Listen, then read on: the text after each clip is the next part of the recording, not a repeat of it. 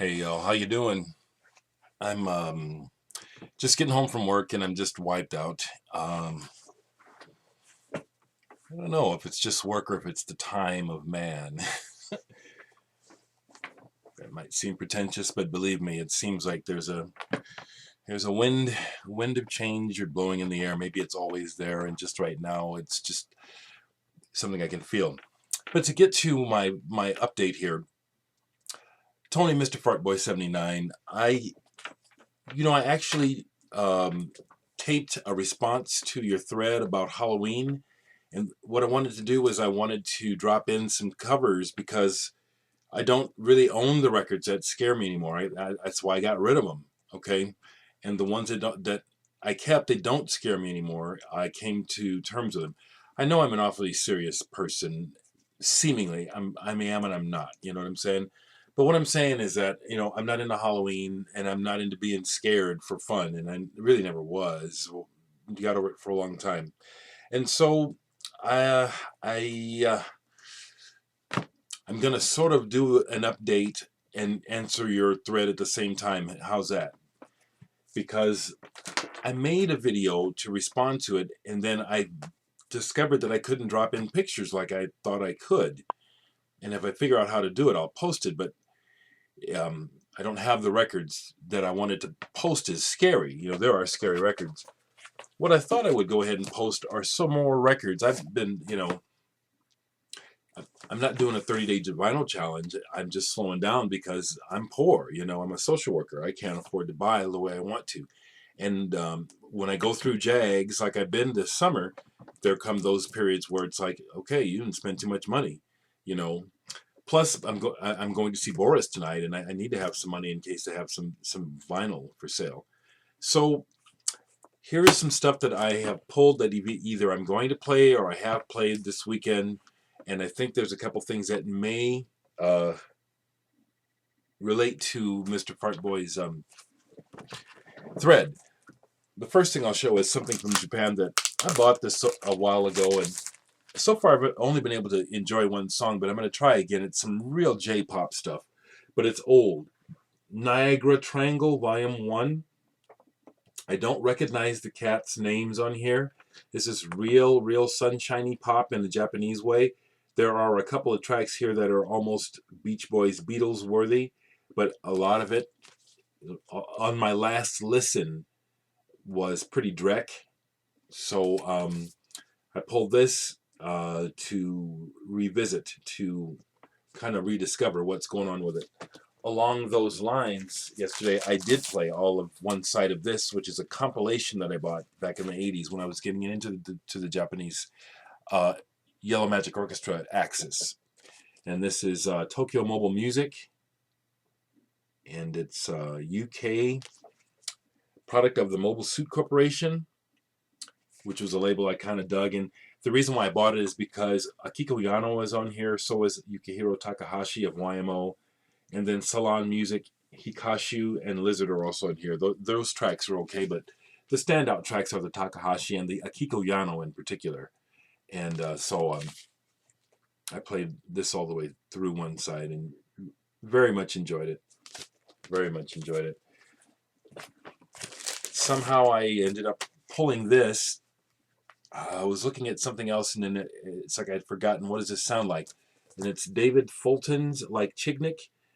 He's got some excellent players on here from New York, the New York scene. Elliot Sharp, Wayne Horvitz, Bobby Praveet, and David Hofstra. And this is one of those kind of records that what I like about it is it's a little hard to define at first, but what I like about it is that it's one of those kind of records where I put it on, I start listening, then I get distracted doing some other things, and I keep thinking, what is that? What am I listening to? What is that? And then what I'll do is I'll not look right away, try to see if I can figure out what I'm listening to.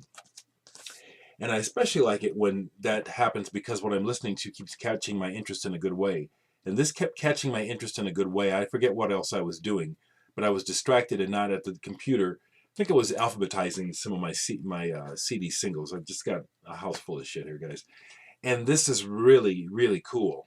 And experimental is the right word. I can't describe it now. I just listened to it yesterday. Um, it's somewhere between experimental and jazz. There is an electronic feel to it in that there is all this space and um, focus on timbre and texture going on here. What does David Fulton even play?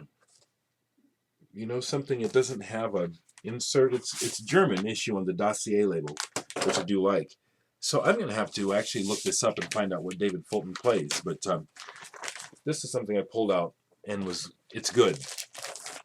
I decided to listen to some I Start Counting, which was I think it's really a one person unit that was on Mute Records, kind of electro, but kind of not really dark, but just kind of strange. The first song I heard by these guys was a song called My Translucent Hands, which is still my favorite by them. But it's strange in that there's an element of this that's trying to be catchy, but subversive at the same time, and I really like that. Catch That Look by I Start Counting. This is a 12-inch single. So I pulled that. To be honest with you, I played the Stone Alliance again all the way through. This is such a wonderful, beautiful album. Such a beautiful, beautiful date. This really deserves a large audience. This is a beautiful album, folks. I'm telling you, I played it all the way through. It just made my day listening to it. I had forgotten. This is probably, man, this has got to go in the top 50, if not top 25 of my records. This is really wonderful. So I just showed it, but I'm showing it again. It really is that good, folks. Beautiful. Okay. So this is one that at one time may have fit the bill for Mr. Fartboy's thread as being scary, but this music doesn't scare me anymore. I understand it. But Mertz is a Japanese noise artist, and one of the best, if you can talk about there being a best. But indeed, there's good noise and there's bad noise, folks. Believe me, there is. And Mertz got it down. This is a live deformation from Holland, and this record is split with THU 20. Now, this music is made, I think, purposely to unsettle, to jar the nerves, I'm not sure what the motivation really is, but I know that the effect is jarring, can be very off-putting. I think for many people could probably be frightening. I find it to be compelling. I very much enjoy pure sound. And I love it when it's made beautifully, because you can just do some clinking and clanking and it might keep your interest for a second, and then it's like, shut up that mess.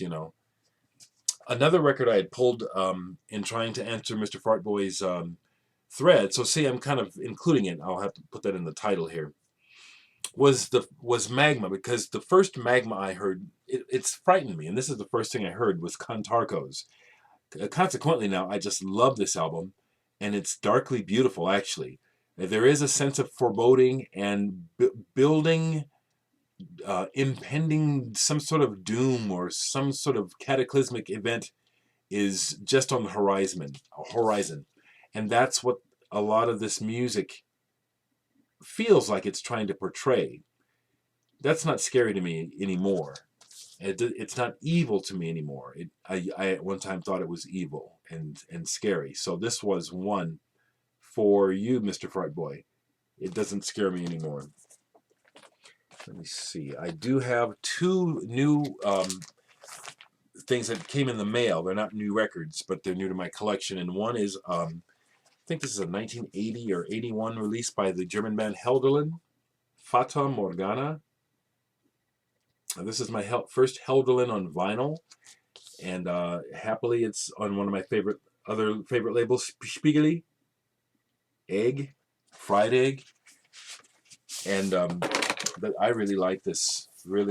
It's got how I would describe it is, it's got a commercial kind of undertone to the way the music is being presented. It's fairly accessible, but I like how they very tastily throw in these curveballs on the musical arrangements, which makes it Prague, or keeps it Prague. I still have their first album on CD, which is really, really fine. So that was a pleasant surprise. I had not heard the record. I just bought it and wanting to add to my collection, and I like it. I also added this Klaus Schultz album. I thought I had it, and I didn't. Mirage, and this is just my favorite. I remembered this album. I thought I owned it, but it must have been a friend. This is one of my favorite Klaus Schultz albums, Mirage. I'm not exactly sure.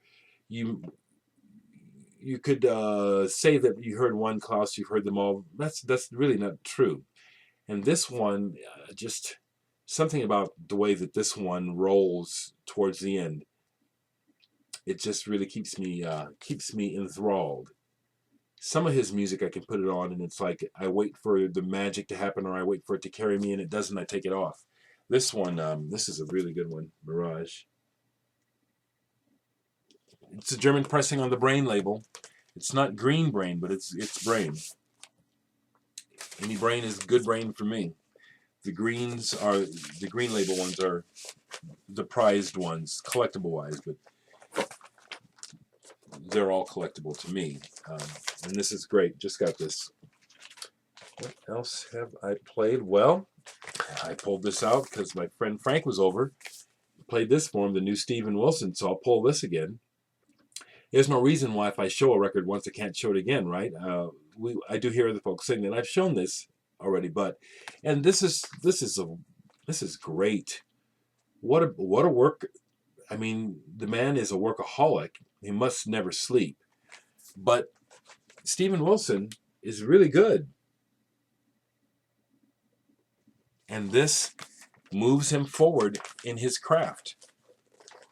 This is doing things that he's never done before with Porcupine Tree or No Man or his solo work, in my opinion. I think this is really, really, really good. I finally played this. The Mort Garson hair pieces, and this is fun. That's the right word for it, is fun. So I'll just throw that right quick. And my song of the week, because I have them, not all the time, but I like it when a song gets stuck in my head and I can't get it out of my head and it's on repeat, whether I like it, whether I like it. But that happens to me. And the song right now is Mirage off of the new Ladytron, Gravity, the Seducer. Once again, I showed this, but I'm telling you, folks, Ladytron is for me. The song Mirage, it's on repeat. It's on repeat. I'm loving it. It's not the only good song, but it's the one that's really connecting right now. Of other things that I bought recently that I have been listening to, Fever Ray. Loving me some Fever Ray, y'all. Loving me some Fever Ray. So let's see if I've got any others down here that I have not shown. And I'll go to this stack of 7-inches that were given to me that I haven't shown. And I have shown all that. Okay, so here's some 7-inches. Here's a 7-inch single by Washed Out. And it's two older songs, not on the album. Or maybe one's on the album. Phone Call, I know, is from the first album. This is nice. It's on black vinyl. Sub Pop. And my local Homer's, the record store, the main record store in town, gave me a promo of this single by The Head and the Heart. I missed their show. I don't know that I would have gone. And this fella, or these people, are good. This is not what I'm looking for musically. It's kind of rural sounding, kind of, aw shucks, kind of folky kind of sounding, and it's good. The main song, Down in the Valley. I can't remember the words are right now, but it's not like even anything I'm even interested in. It's a nice white vinyl single. Sub Pop, I like that. The B-side I like better, Ghosts. It's nice. For me, a lot of this folky stuff that's coming out now, this was like music that when I was a youth, I mean, I don't know what I'm trying to say. This is well done, but I'll probably give it away. They also gave me this, Release the Sunbird. Don't know anything about this. Didn't think it was very good, to be honest. You know, if you guys happen to be watching, you know, this music is not meant for me. I got a free copy of it. I'll listen to it a few more times trying to get it. That is one of the fun things about listening to music, and one of the reasons why I'm not really into mainstream commercial music, because I like to listen to music and I like to work at it. I like to, well, what's going on here? What is this? What are they doing? Why are they doing that? How are they doing that? You know, that is the biggest part of what I enjoy about listening to music. And then when music connects, then it's a satisfaction. You know, it's a satisfying thing. Here is Sainthood Reps. This was given to me. I like this. The first side of this, Monoculture. The B side I thought was them trying and not making it. Again, I'm pretty brutally honest about what I think about music. But the first side is kind of punky, you know, a little punky, a little edgy. And it's, you know, there's kind of an, I don't like the word emo, but there's this emotional thing going on. And so like the B side, Telemarketeer, it's almost like they're trying to pull a dirge out of it, you know, a meaningful dirge. Maybe next time I hear it, I'll hear it, but it sounds like they tried and they failed. So that's an update.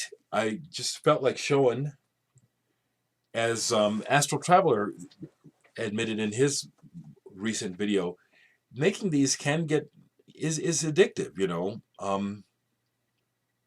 I think about making videos when I'm not making them. I enjoy when I finally do, and if I'm not, then I stop, you know.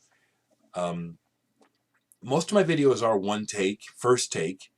If my mouth, you know, does shit like that, then I start over.